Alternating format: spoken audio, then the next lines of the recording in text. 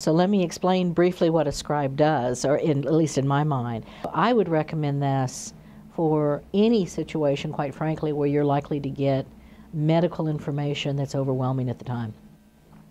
I'm fairly knowledgeable about things, and so in the past I've gone to doctors and felt like I was an empowered patient.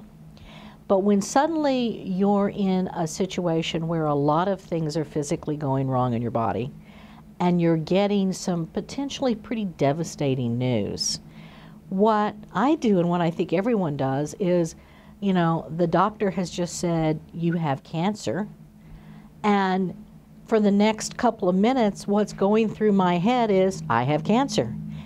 The doctors continued to talk. I haven't heard any of it.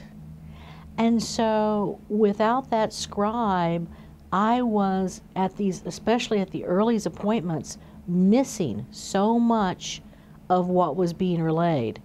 And then I was typically asking questions that were sort of behind the ball, so that I was still back on what does it mean to have cancer.